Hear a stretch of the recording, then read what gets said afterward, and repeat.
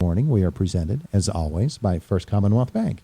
Here on AM 1160 WCCS and 101.1 FM. You heard her voice a couple of moments ago. Lori Smith is here. Good morning. Good morning. Well, Jack said the ratings have down since you're haven't been on the air for a while. Oh, I hope not, but it's good to have you back anyway. Thank you. Did you trudge through all of this to get here? I did. I'm originally from Erie, so we're used to this. She laughs at this in derision. But it's good exercise, isn't it? It is. Yeah. It is. Get out and get those shovels out and get out and enjoy. I think the kids were planning for some sled riding today, so that'll be nice. My wife says that, well, I can tell you from experience, her two favorite activities in the whole world are shoveling snow and pushing a lawnmower. Those are the things she likes most to do. People do like to get out and take advantage of the season. Right. Now, precautions and everything if you have health problems. Exactly. That's certainly something, but it is a great opportunity to take advantage of a snow day, and many people have the day off or adjusted schedules, so to be active and enjoy the pretty, if we want to call it, the pretty weather. We're getting to the season where we're starting to think about getting outdoors more, and New Year's resolutions have either kept going or more likely fallen off a bit. Diet, exercise, fitness, they're all very important. And that's what we're here to talk about this morning. Right.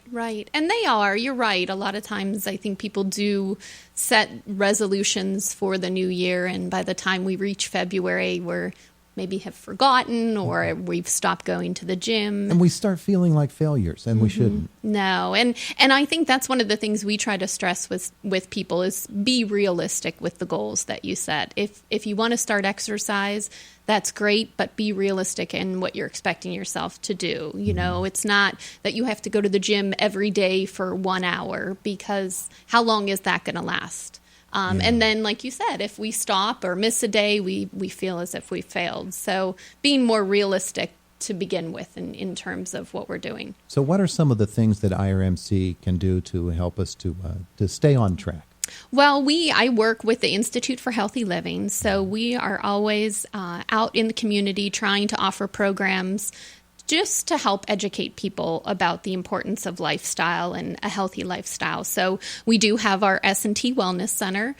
We encourage people to consider that as an option. It's a medically based facility, so we have exercise physiologists on staff who are there to assist people.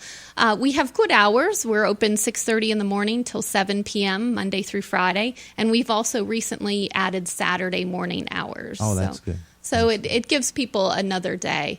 Through the Institute for Healthy Living, we also offer a variety of nutrition programs and weight management programs. Some of those we just kicked off here in January at the start of the year. So there are services that are out there to help people. I know when Amanda is here, we talk about those programs a lot because they are so beneficial. And it's great that some programs have a set beginning and a set end, but others are programs you can join either after they have already begun or there's another session coming up soon. Right. And we actually are running 2 weight management programs. We run the Journey to Lean out of the Institute for Healthy Living, as well as a new program called Why Wait.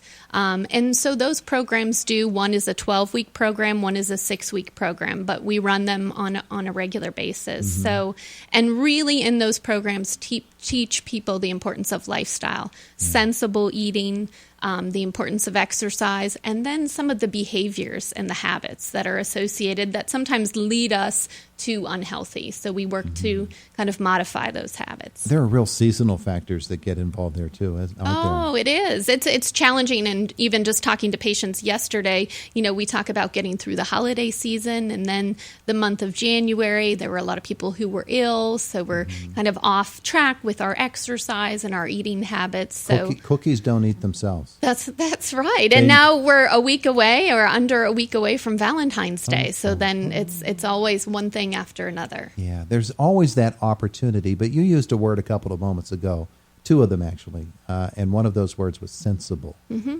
Developing a sensible plan, and then habits, the other thing that you talked about. Those habits that we've fallen into can really knock a hole in our sensibilities. They can. Talk a little bit about that. Well, and I think people do recognize people know or have a sense of what they need to do. It's doing it. That's the hard part. It's living our lives, and then on top of that, making time to get to the grocery store, do some meal planning, meal prep. So we really encourage people to kind of focus and take baby steps. It's one thing at a time. Where are your greatest challenges? Is it related to exercise, or is it related to eating? If it's related to eating, is it a certain time of day? Don't feel like you have to take on, 3 meals a day and my evening snacking that I tend to make poor choices. Where are you having the biggest challenges? And then we try to set some goals based around that. Yeah, and when you talk about sensibilities and habits, you're really talking about being honest with yourself and analyzing things, breaking things down. Right. I always encourage people to start where you are. So really think about, what am I doing right now? What am I doing in terms of eating? What am I doing in terms of exercise? And then it's building from that. We have all of these guidelines as far as exercise most days of the week. We have eating multiple fruits and vegetables servings and lean protein and low-fat dairy, but we've really got to just look individually. What are we doing, and where can we make some gradual changes? I want to talk about, and again, bounce back to something we were discussing a couple of moments ago, the S&T Wellness Center, the Institute for Healthy Living. What are some of the specific things that you, Lori Smith, get involved in when folks walk through that front door? Well, we're there to greet them and certainly introduce them to our wellness facility and just make them aware of some of the programs that we offer. So at that facility, like we said, we have the wellness center, we have the nutrition counseling, we do also run the weight management programs, but we also try to be out in the community. We try to work with people. So we're working with local employers on wellness programs. We also try to offer educational events. So we have a couple events coming up in February, just so people can take advantage and learn a little bit more about the importance of their health.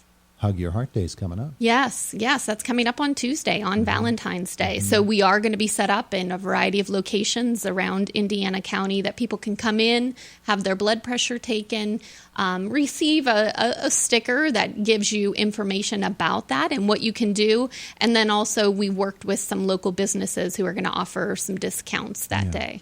The WalkWorks program is now underway across Indiana County. We had Barb Haig in here yesterday, I believe it was. Okay. Programs such as that and your ability to work with agencies, organizations, companies, I don't know if gratifying would be the word, but to me that would be gratifying to see an entire organizational approach to health and fitness among employees, for instance. Right. It is. And when you take an organization and an employer and they place wellness, which many do, they realize the benefits of employees managing their health and wellness and how that impacts their work and productivity. So it is very gratifying and to see some of those changes. One of the other programs we have coming up later this month, it's called Count on Your Health, February 22nd. That'll be held at the Rustic Lodge at 6 p.m. And that's a program to really educate people about the importance of some of the numbers. So we have the blood pressure reading, we have our weight or BMI, we have our cholesterol. What do those numbers mean? And really, what can we do as individuals to try to make some improvements to those numbers? It's something else you mentioned a couple of moments ago that stuck out for me here was people who have been ill and they've been off their exercise regimen. It can be a tremendous challenge, especially if it's not something that you've done long term. Right. To restart and for instance, and from another angle, I'm very active in the warm months. When it gets to about November, it's time. I really push too hard and I injure myself. Okay. So I take a couple of months to heal up. Yes. How do people get restarted on something? You mentioned, you can't just jump right into things and be what you were. Right. And I think we have to recognize our level of physical fitness. We have to recognize our age, any certain medical history or diagnosis that may have come up that may prevent us from doing certain things. But I think some of the things that are out there now, more and more people that I'm working with have the Fitbits. They're tracking their food and exercise on apps such as MyFitnessPal or Lose It. So all these little measures that are out there with the help of technology that help people get started and get motivated to recognize that even just small changes are going to make a difference. Springtime's coming. Yes, it is. People are going to start to want to get outside more and to walk more. Maybe they've had a bit of a couch potato winter. Got to get it started at the right pace. Right. And again, start where you are. A lot of times I'm talking with people as we approach fall. Be thinking about what are your plans. So if you are someone who's active in the nice weather during the summer months, what is plan B? So as we have a day like today, what is going to be my plan for exercise? And those are things we want to be thinking about and planning. Yeah, and diet comes along with that, because I think people love their comfort foods, but comfort foods aren't necessarily and often aren't energy foods. And we can change and adjust our diet knowing I'm going to need more energy because I'm going to get more active. Some of the foods then that I can change in my diet, and those will help me. That'll boost my energy. Yes.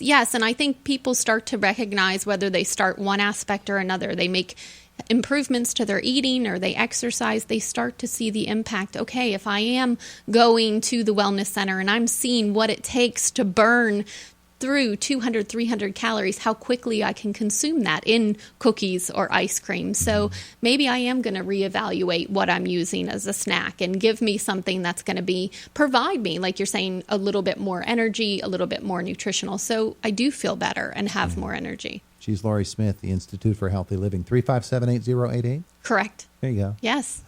Thanks for coming in. Thanks for having me. We appreciate it. It is Indiana in the Morning, presented as always by First Commonwealth Bank. AM 1160 WCCS 101.1 FM.